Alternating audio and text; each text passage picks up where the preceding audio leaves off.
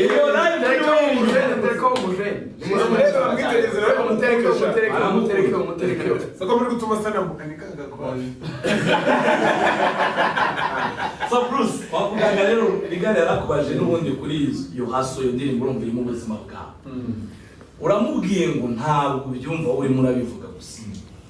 nashaka ntakajya avuga ngo ndabyumva iyo nyumva manumva nari tubyumvisha amatwi ariko wowe mu bwonko biba bimeze ukundi kuntu ukiri ku muntu arebye asa melody muri iyo haso yose ikintu kiri worst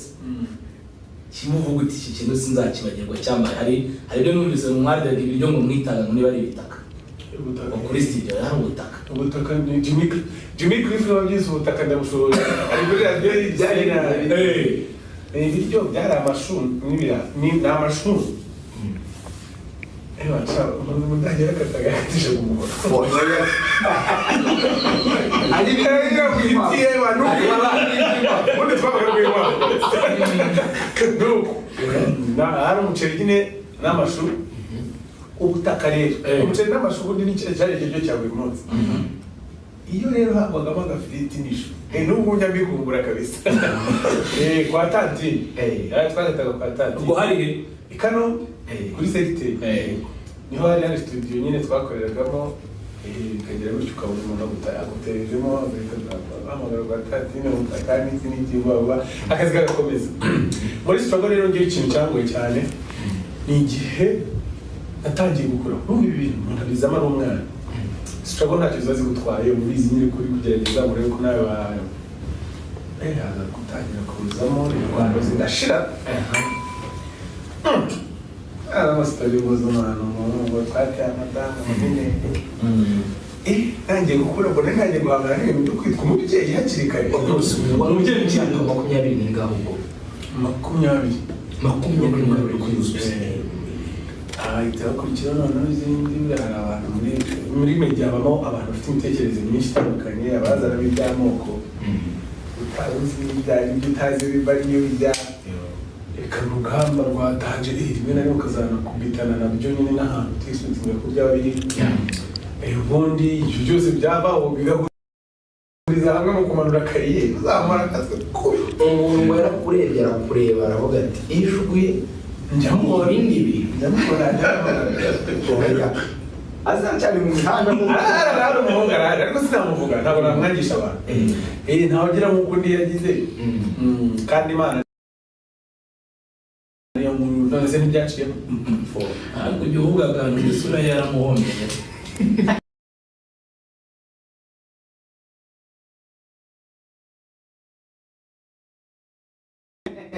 uramureba uravuga uti ndashaka kumva ibyo bintu byose umuntu arakubwira ati wa muhungu we uririmba neza ariko isura wapi umuntu ngereza nk'iyi byabayeho ariko ndaje kubona nabiri sana bivuga bishobora kuba biba no ku bandi benshi ahubwo nuko sinabwiye ko character ari ikintu cyaganje njye narabivuze urumva abandi bantu byabaye baraceceka nabyo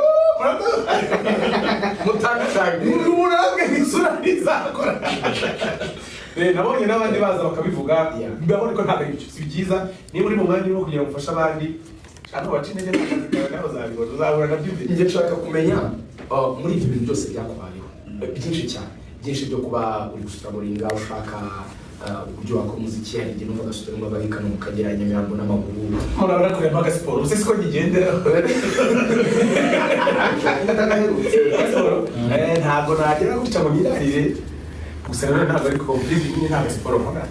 hari udusiporo abantu bagiye bashoboye turaje turabijyamo ibya siporo ibyo bintu byose byabaye izo mvune zose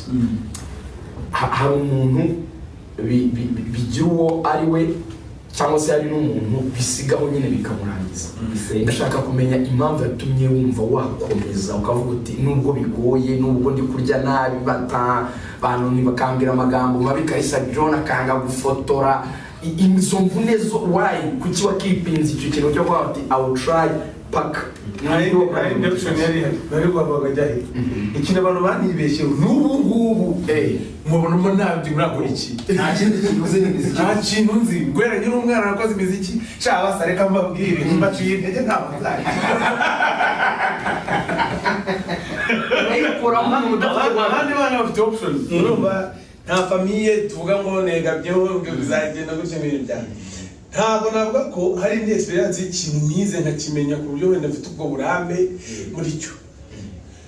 ego nta option yindi ngira n'imizi ndaza ngo turwane uzakuzi ko gahunda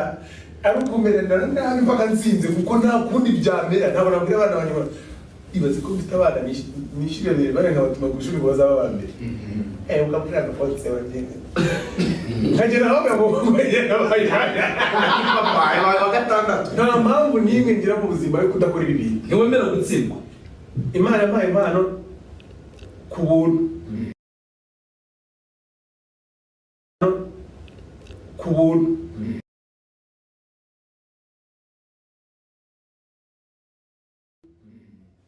nta kintu cyo gutsindwa mfite muri gahunda ntabwo byashoboka ubwo icyo bisaba cyose ngo ntsinde niba ubavuze mu gitondo ngo gutsinda no kujya muri gym ngero utambi ubwo uhitamo nta kundi byamera nta ubuzima ntabwo ugeze bumva indi chance nagomba kuza mu muhanzi ariko Bruce muri urwo rugendo muri Australia ndagira ngo ugire ikintu uvugaho akwita ko gisa naho gikomeye no ku rugendo rwawe muri Australia wabuze n'umubyeyi navuga ko yari inkingi ya mwambi ikomeye kuri wowe n'ubu wenda kuri success ugeraho ari ibyo uvuga ati ndayigutuye ko ngira ngo n'amafaranga ya mbere wakoreye mu muziki wari uvuga ko ari uburyo wamufashaga ariko akaza gutambuka so hari umuntu rero yaba muri izi kariyeri tubamo muri industry ya music sports n'ahandi wumva ko cyangwa se n'umwana mu buzima busanzwe ubuze umubyeyi egal wenda kuba inzererezi cyangwa se gushaka amafamiye agufasha ndagira ngo icyo kintu ugire kikibira abantu kuri umubyeyi at such age kuri la myaka yawe mito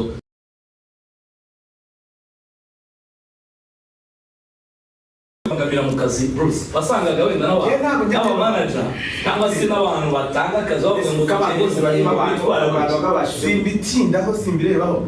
oya iyo umenye ko ari wowe nyenyeri ni wo murikira abandi ntabwo ari wowe kumurikira none se uko ni ubusitari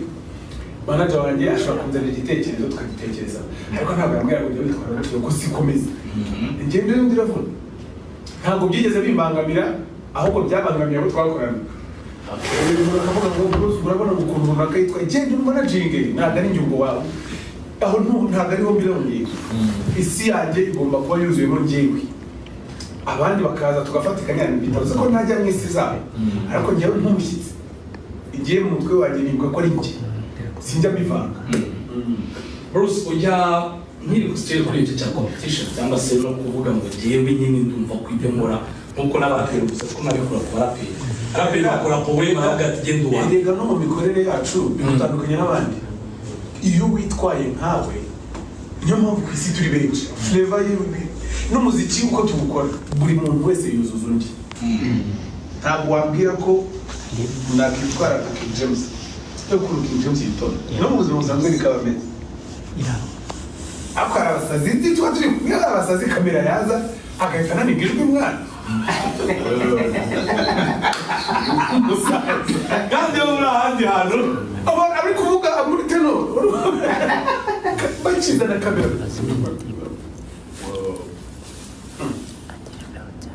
abantu batarebana bagaseka kamera agira oya njye mbakumbuye ubiri ko bimeze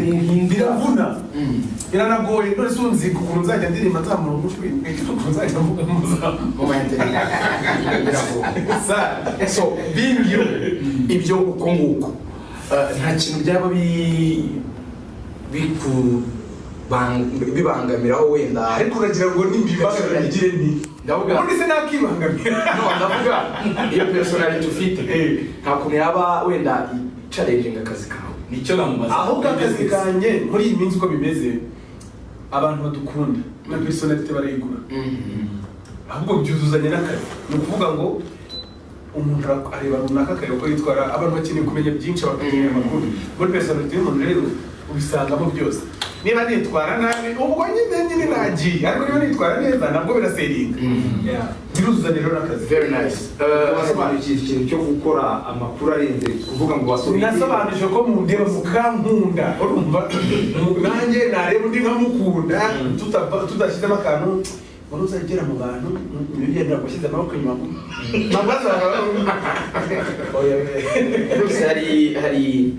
inkuru zigezemo wigeze nako kwivugira hari ukuntu kera ngo mukira abandagarawundi mwajya mushaka no gukora amakuru n'umugabo mubitirwa ringa tubyikuruze paka abantu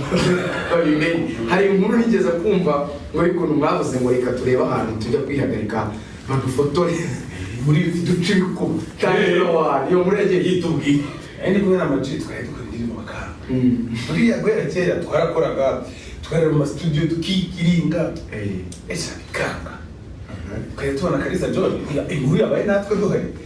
yagize abasigaye bose twikora gusimbiza igihe inama yo kujyana kari muri UTC kaka imodoka zikatira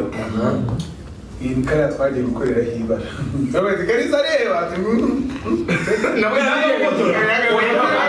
nako byaranze twamuhaye ingurara bamati ngwino turi kwihagarika ifoto arati si ifoto yanga kubifotora nk'ibyo nta nkuru yirimo ntibicuruza kwihagarika n'ibicuruza breakthrough yari umuziki nta kindi cyashobokaga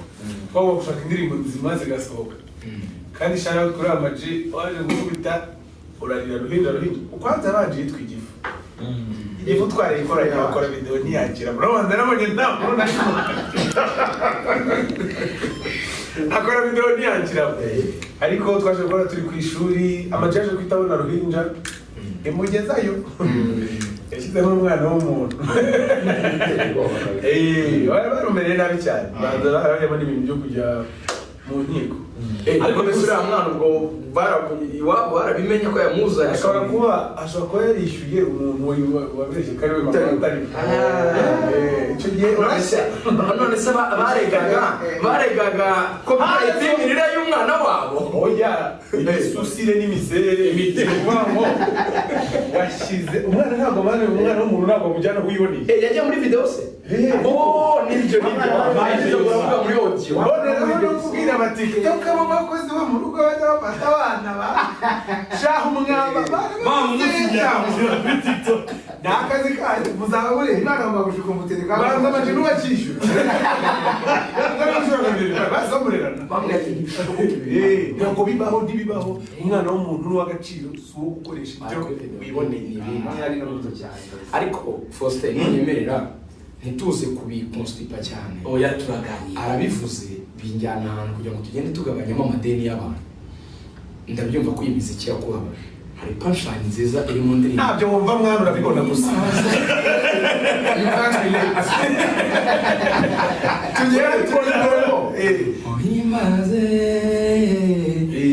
iyi miziki yamba shuranga mwana dore mu mwana namwizeye